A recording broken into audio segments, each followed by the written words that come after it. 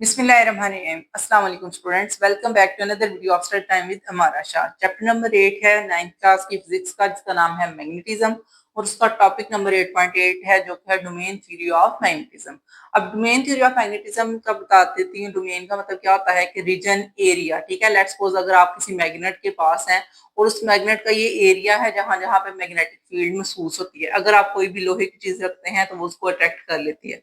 लेकिन जब इस रीजन के, इस डोमेन के बाहर आपने दूर कोई चीज रखी है तो उसको अट्रैक्ट करने में इशू होगा, वो इतनी जल्दी अट्रैक्ट नहीं कर पाएगा। ठीक है, अब यहाँ पे बात की जा रही है एक और चीज। नीचे आपको फिगर नजर आ रही है, ये है सोलेनाइड। इसको सोलेनाइड हम क्यों कह रहे हैं बेटा? क्योंकि अगर आप गौर करें तो आपको नजर आ रहा है कि यहाँ जो है ना, वायर जो है वो राउंड राउंड है। ठीक है, अगर आप देखें तो यहाँ से शुरू हुई, ये राउंड होती यहाँ तक आके तो आगे से उसने जो है वो उसको खत्म कर दिया। इसका मतलब है कि ये एक कॉइल बनी हुई है। ठीक है, अगर कॉइल बनी हो बिल्कुल करीब करीब से उसके जो है वो आपने गोल गोल राउंड किए हुए हैं, तो इसका मतलब है ये एक लॉन्ग वायर थी और उसको आपने कॉइल की शेप दे दी है, तो अब ये बन गया है सोलेनाइड। ठीक है, और सोलेनाइड का आपको पता है वो भी बिल्कुल मैग्नेट की तरह बिहेव करेगा। क्यों मैग्नेट की तरह बिहेव करेगा? क्योंकि आपको पता है कि अगर किसी वायर के अंदर से करंट पास करती है तो उसके गिर्द मैग्नेटिक फील्ड पैदा हो जाती है, जो कि प्रीवियस लेक्चर्स में आप लोग समझ चुके हैं। जिन बच्चों ने अभी तक नहीं देखी वो लोग जो है वो प्रीवियस लेक्चर में देख सकते हैं। आपको जो है पूरी प्लेलिस्ट भी मिल जाएगी, नहीं तो आप मुझे एक छोटा सा कमेंट बॉक्स में मैसेज करें और मैं आपको बता दूंगी। ठीक है, तो यहाँ से करंट पास हुई है और ये पास होती हुई इतनी प्रॉपर पूरी यहाँ से आउट हो गई है। इसका मतलब है कि यहाँ पे मैग्नेट अब बन चुका है। जब मैग्नेट बनता है तो आपको पता है उसकी डायरेक्शन नॉर्थ टू साउथ होती है। ठीक है, यहाँ से निकल के यहाँ से एंटर हो रही है मैग्नेटिक फील्ड, जैसे आप ऊपर भी देख सकते हैं, ये नॉर्थ से निकल के साउथ में एंटर हो रही है। अब ये एक सोलेनाइड की फॉर्म है और अब आपको डोमेन मतलब कि वो एरिया बता रहे हैं जहाँ पे मैग्नेटिक फील्ड महसूस होगी। अब आपने जो चीजें याद करनी है वो ये हैं। यहाँ से ऊपर वाले पैराग्राफ में सिर्फ आपने ये याद करना है, इसके अलावा ये जो है सिर्फ समझने वाली चीजें हैं। ठीक है, वो मैं आपको समझा देती हूँ। It is observe that the magnetic field of a bar magnet से कहते हैं जो लंबा लंबा मैग्नेट होता है। ठीक है, it is like the field produce by a solenoid. ये बिल्कुल वैसे ही है जैसे सोलेनाइड वर्क करता है। तो मैंने आपको दोनों बता दिए, सोलेनाइड और ये सेम है। सोलिनाइड क्या होती है? वो लॉन्ग कॉइल होती है। वो मैंने आपको बता दी, एक लंबी सी वायर को उसने घुमाया होगा तो वो कॉइल बन जाएगी, long coil of a wire. ठीक है, कैरिंग करंट, सारी बात उसने करंट को कैरी किया, जैसे उसके अंदर से करंट पास करेगी देन वो मैग्नेट बन जाएगा। It is suggest that all magnetic effects are due to the moving charges. कहते हैं इसकी वजह से, सोलिनाइड की वजह से हमें ये पता चलता है कि जितनी भी मैग्नेटिक फील्ड्स होती हैं वो किस वजह से होती हैं? वो होती हैं चार्जिंग, जो हमारे पास चार्जेस होते हैं जो मूव करें उनकी वजह से। ठीक है, तो ये लाइन आपने याद कर लेनी है कि ऑल मैग्नेटिक इफेक्ट्स, जितने भी मैग्नेटिक इफेक्ट है वो किसकी वजह से है?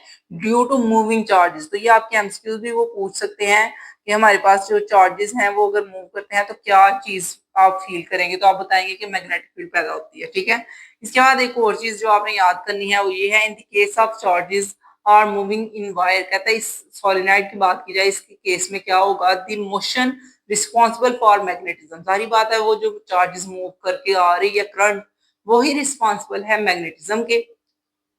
इन a magnet it is due to electrons within the atom of material. कहता है मैग्नेट के अंदर किस वजह से आती है मैग्नेटिज्म, क्यों वो फील्ड या फोर्स महसूस होती है? इस वजह से क्योंकि इसके अंदर इलेक्ट्रॉन्स है, और वो जो इलेक्ट्रॉन्स हैं वो आपको पता है एटम के जो इलेक्ट्रॉन्स हैं वो न्यूक्लियस के हर टाइम घूमते रहते हैं।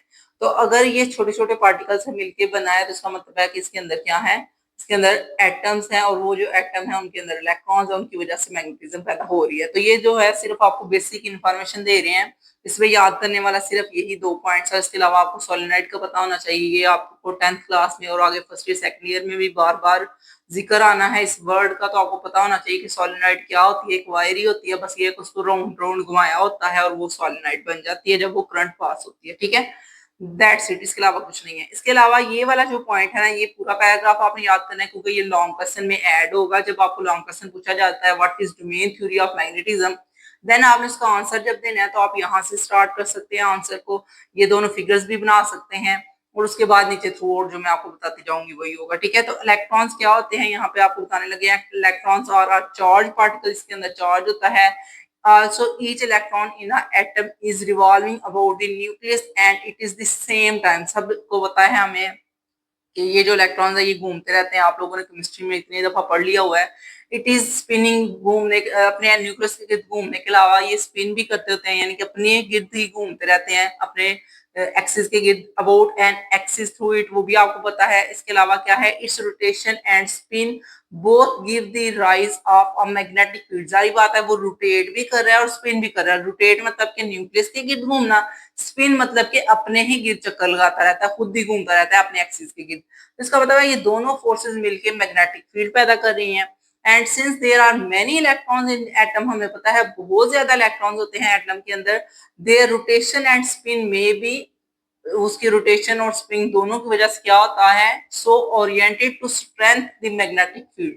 सारी बात है उसकी वजह से मैग्नेटिक इफेक्ट बढ़ना शुरू हो जाएगा। इतने ज्यादा इलेक्ट्रॉन्स हैं, उनकी जो वो है मोशन है, रोटेशन है, उसकी वजह से मैग्नेटिक फोर्स बढ़ जाएगी।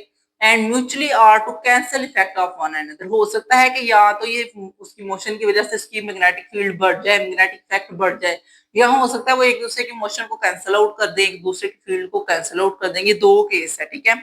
अब इन दोनों केसेस को आगे हमने नीचे डिस्कस करना है, ये जो पॉइंट्स बने हैं इसमें, ठीक है। तो ओवरऑल आपको सिर्फ यही बताया गया है कि इलेक्ट्रॉन्स जो हैं वो हर टाइम घूमते रहते हैं न्यूक्लियस के गिर्द भी और अपने जो एक्सिस के गिर्द भी। इस वजह से मैग्नेटिक फील्ड जो है वो ज्यादा भी हो सकती है और कम भी हो सकती है, खत्म भी हो सकती है, कैंसिल आउट हो सकती है। If an atom has some resultant magnetic field, अगर एटम की ओवरऑल जो रिजल्टेंट मैग्नेटिक फील्ड की बात की जाए, it is behave like a tiny magnet, वो एक छोटे छोटे मैग्नेट की तरह ही बिहेव कर रहे होते हैं जो एटम्स होते हैं ना वो। And it is called a magnetic dipole, उसको हम कहेंगे मैग्नेटिक डायपोल होता है, ठीक है।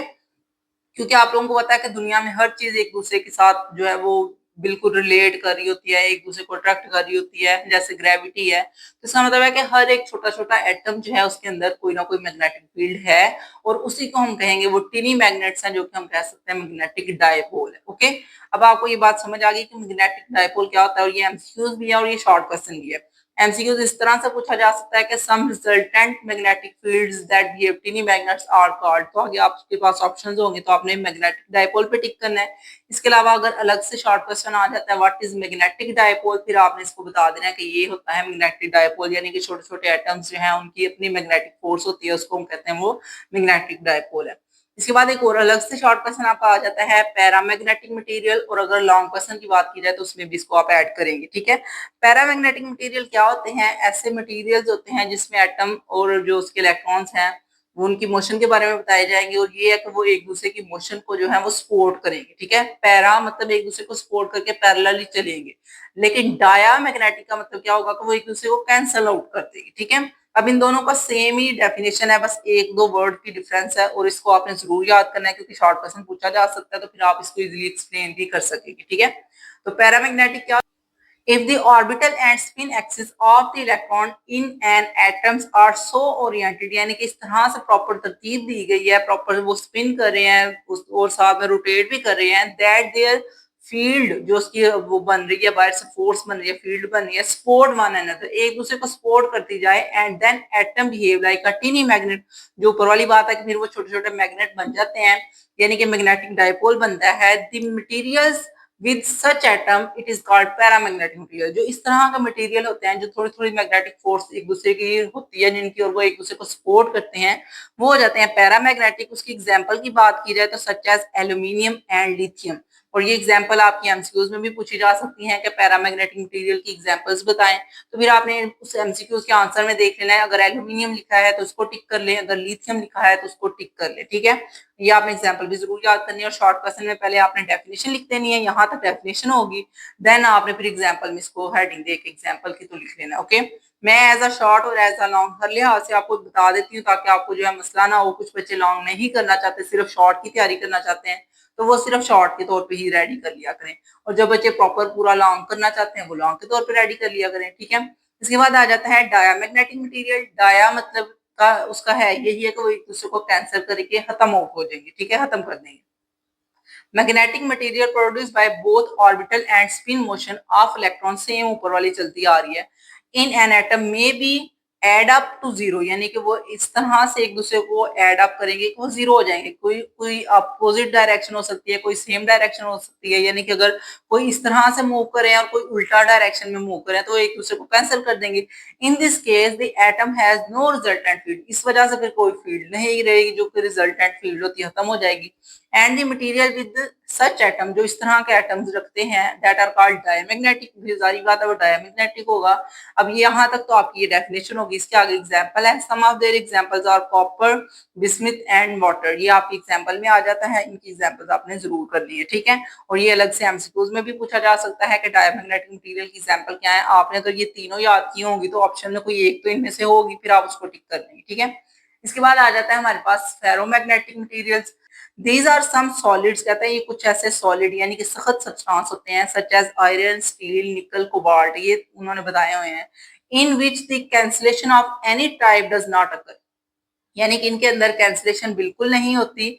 For large group of neighbouring atoms, बेशक ये बहुत ज्यादा बड़ी तादाद में इनके एटम्स भी हों, ऑर्डर ऑफ 10 की पावर 16, ये आपके एमसीक्यूज है, इसको आपने जरूर कर लेना है याद कि आपकी जो फेरोमैग्नेटिक मटेरियल पावर क्या होती है वो किस तरह के होती है। तो आपने बताना है 10 की पावर 16 होती है इसकी। Because they have the electron spin that are mutually aligned, कहता है कि इस तरह के होते हैं कि तरतीब के साथ, अलाइनमेंट आपने सुना होगा वर्ड, तरतीब होती है, इस तरह की इसकी प्रॉपर तरतीब होती है कि पैरेलल हो जाते हैं, एक दूसरे के बराबर आ जाते हैं। These are known as ferromagnetic material, तो इनको हम कह देते हैं ये फेरोमैग्नेटिक मटेरियल्स हैं, ठीक है, क्योंकि इनके अंदर हमारे पास जो है वो कैंसिलेशन प्रोसेस नहीं होता, ठीक है। तो ये समझ लीजिए कि पैरामैग्नेटिक और फेरोमैग्नेटिक में हमारे पास बिल्कुल भी कैंसिलेशन नहीं होती। पैरामैग्नेटिक में तो सपोर्ट करते हैं, फेरोमैग्नेटिक में उसकी पावर भी बताई हुई है, 10 की पावर 16 होता है, ठीक है। और साथ में उन्होंने ये बता दिया कि सॉलिड सब्सटेंस होते हैं, ठीक है, तो ये भी आपने साथ इसको याद रखना है। इसके बाद एक और डेफिनेशन पूछी जा रही है, वो डोमेन क्या होता है, उसमें बताया the group of atoms in this type of material form a region of about 0.1 millimetre size. ये याद रखना है कि इसका साइज जो है वो 0.1 मिलीमीटर का होना चाहिए, तो फिर ही हम उससे बोलेंगे ये मैग्नेटिक डोमेन है। दैट इज हाईली मैग्नेटाइज, इतना सा उसका हो रीजन 0.1 मिलीमीटर का जो कि बहुत ही ज्यादा हाई मैग्नेटाइज हो जाता है। And this region is called magnetic domain, उस रीजन को हम बोलेंगे वो मैग्नेटिक डोमेन है। यानी कि लेट्स सपोज आपका ये मैग्नेट है ना, उसके बाहर का ये थोड़ा सा एरिया जहां पर बहुत ज्यादा मैग्नेटिक फील्ड होगी उसको हम बोलेंगे ये मैग्नेटिक डोमेन है। Such domain behave a small magnet, वो डोमेन जो है वो स्मॉल मैग्नेट के तौर पे आपको बिहेव करके बताएगी with its own north and south pole, और उसका अपना नॉर्थ और साउथ पोल होगा, जैसे आपको आगे बताने लगे फिगर्स के अंदर, ठीक है।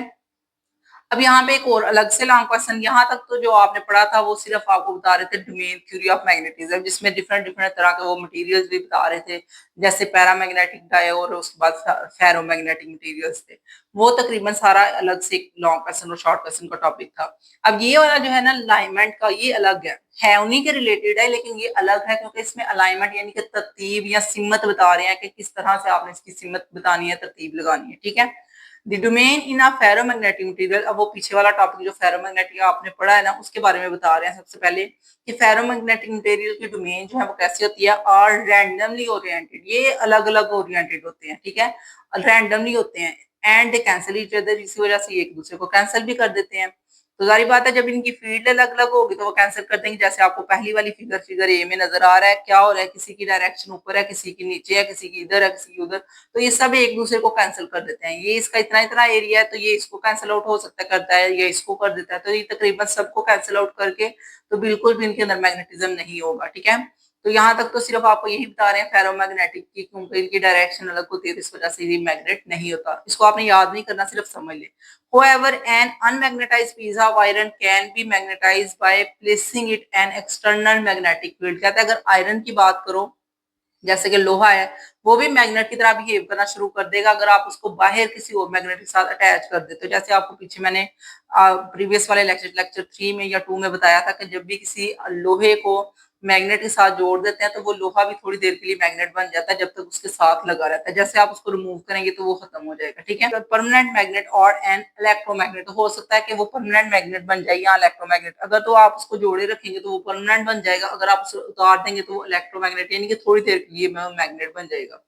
अब ये वाला जो था ये सिर्फ आपने समझना है, याद करने वाला यहाँ पे आपका नीचे आ रहा है, वो क्या है, दी एक्सटर्नल मैग्नेटिक फील्ड, जो बाहर से मैग्नेटिक फील्ड आती है, पेनिट्रेट द अनमैग्नेटाइज्ड आयरन, वो क्या करेगी, जो अनमैग्नेटाइज्ड आयरन था जिसके अंदर कोई मैग्नेटिक फील्ड थी नहीं थी उसको भी मैग्नेट बना देगा। And induce the magnetism in it by causing two effects on domain, यानी कि उसके ऊपर दो असर करेगा, एक नॉर्थ पोल बना देगा, एक साउथ पोल बना देगा, तो वो भी मैग्नेट बन जाएगा। These domain whose magnetize in parallel और nearly parallel to external domain, बाहर जब हम मैग्नेट लाएंगे ना तो इन सब की डायरेक्शन उसकी तरफ हो जाएगी।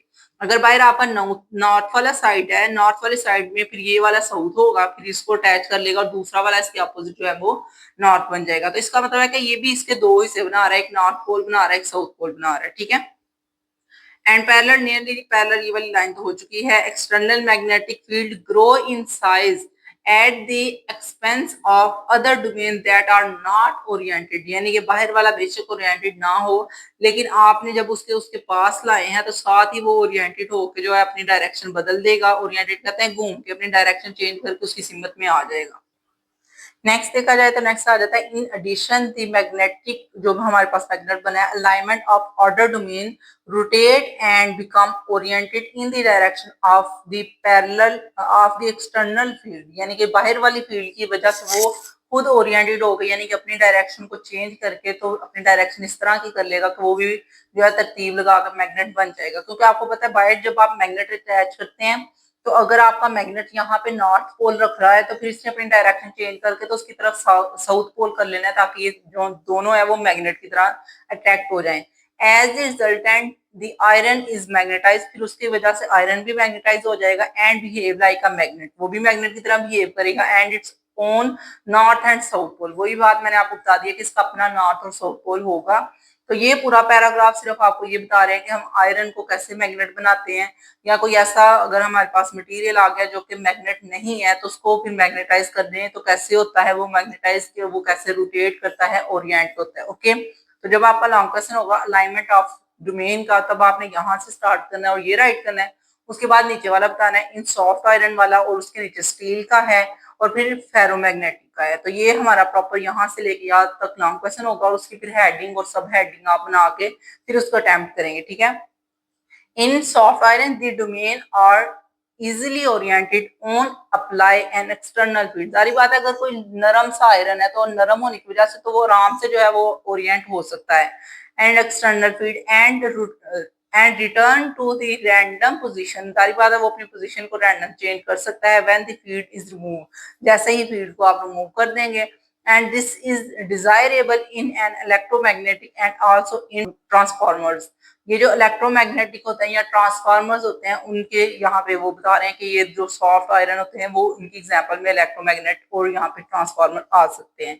इसके बाद है ऑन दी अदर हैंड, दूसरी बात, पहले उसने आयरन का बताया अब वो स्टील का बताने लगा। Steel is not so easily oriented, steel जो है वो इजिली ओरिएंट नहीं हो सकता, घूम के जो है अपने चार्जेस को चेंज नहीं कर सकता। To change the order it require very strong external field, यहाँ पे अगर बहुत ज्यादा एक्सटर्नल फील्ड हो, बहुत बड़ा आपने कोई मैग्नेट यूज किया है, फिर जाके जो स्टील है वो मैग्नेट बन सकता है। बट वंस ओरिएंटेड, लेकिन एक दफा जब आप उसको ओरिएंट कर सकते हो, चेंज कर देते हो, रिटेन द अलाइनमेंट, वो अपनी फिर उसी अलाइनमेंट में रहेगा। That is why steel is used to make the permanent magnet, फिर हम स्टील को परमानेंट मैग्नेट के तौर पे यूज कर लेते हैं, क्योंकि स्टील जो है वो एक दफा सिर्फ ओरिएंट हो जाए, एक दफा सिर्फ अपनी रोटेशन चेंज कर ले, अपनी ऑर्डर को चेंज कर ले, फिर दोबारा वो सीधा नहीं होता, फिर वैसे ही रहता है, ठीक है। जैसे मैग्नेट, इसकी लोहे की बात की जाए, ये तो दोबारा अपनी पोजीशन चेंज कर लेता है ना, जैसे ही हम मैग्नेट को पीछे करेंगे फिर अपनी ओरिजिनल पोजीशन में आ जाएगा। लेकिन स्टील ऐसे नहीं करता, स्टील अगर एक दफा ओरिएंट हो गया, एक दफा उसने अपनी पोजीशन बदल लिया तो वो दोबारा उसी हालत में कभी नहीं आएगा, ठीक है। इसके बाद है in non ferromagnet material such as the aluminium and copper, ये दो जो हैं ये नॉन फेरोमैग्नेटिक मैग्नेट हैं, और आपने इसको याद रखना है कि ये जो है एमसीक्यू में भी पूछे जा सकते हैं कि नॉन फेरोमैग्नेटिक मटेरियल कौन कौन से हैं, तो वो एल्यूमिनियम और कॉपर है, ठीक है। तो उसने बोला है जो हमारे पास एल्यूमिनियम और कॉपर है उनकी बात की जाए, the formation of magnetic domain does not occur, ठीक है, इसकी फॉर्मेशन नहीं होती, ठीक है। And so the magnet can not be induce into these substance, ये कभी भी मैग्नेट नहीं बन सकते, ठीक है। तो ये प्रॉपर आपकी हेडिंग्स बन जाएंगी लॉन्ग क्वेश्चन की। आपने सबसे पहले बता देना है कि ये वाला जो पॉइंट है ये तो आपकी शुरू में एक्सप्लेनेशन में आ जाता है, फिर हेडिंग आ जाती है सॉफ्ट आयरन की, स्टील की और नॉन फेरोमैग्नेटिक मटेरियल्स की। और इसके अलावा अगर ये शॉर्ट क्वेश्चन की बात की जाए कि किस किस तरह से ये शॉर्ट क्वेश्चन बन सकते हैं, वो भी मैं आपको बता देती हूँ। पहला शॉर्ट क्वेश्चन अगर देखा जाए तो वो इस तरह आ सकता है कि how ferromagnetic materials are used to make the electromagnets, ठीक है, कि फेरोमैग्नेटिक मटेरियल्स को कैसे इलेक्ट्रोमैग्नेट्स में यूज किया जाता है। तो उसका आंसर आपने ये वाला देना है फेरोमैग्नेटिक मटेरियल कैसे इलेक्ट्रोमैग्नेट बनते हैं, the magnetism induced in ferromagnetic material, उनके अंदर मैग्नेटिज्म पैदा की जाती है, can be surprisingly large in the presence of weak external field, यानी कि बाहर बेशक एक्सटर्नल फील्ड आपकी वीक हो लेकिन वो सरप्राइजिंगली तौर पे खुद बहुत ही लार्ज अमाउंट में मैग्नेट बन जाता है। इन सम केसेस, कुछ ऐसे केसेस होते हैं, induced field is 1000 times stronger than external field, यानी कि जो खुद वो फील्ड पैदा कर रहा है फेरोमैग्नेट वो बहुत ज्यादा हाई होती है as compare to external field, यानी कि जो बाहर से हम उसको फील्ड दे रहे हैं, बाहर से मैग्नेट उसके पास लाए हैं।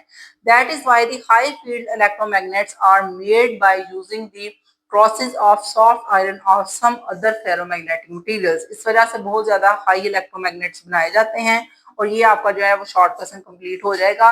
और अगर ये शॉर्ट क्वेश्चन पेपर में आता है तो आपने इसको जरूर अटेम्प्ट करना है, इसको याद भी जरूर आपने करना है। इसके बाद एक और शॉर्ट क्वेश्चन पूछा जा सकता है, why steel is prefer to make permanent magnet, यानी कि परमानेंट मैग्नेट बनाने के लिए स्टील को ही क्यों यूज किया जाता है। तो उसका फिर ये आंसर आपने देना है कि स्टील अगर एक दफा ओरिएंट हो जाए तो दोबारा वो अपनी पोजीशन चेंज नहीं करता, बहुत स्ट्रॉन्ग इलेक्ट्रोमैग्नेट बन जाता है।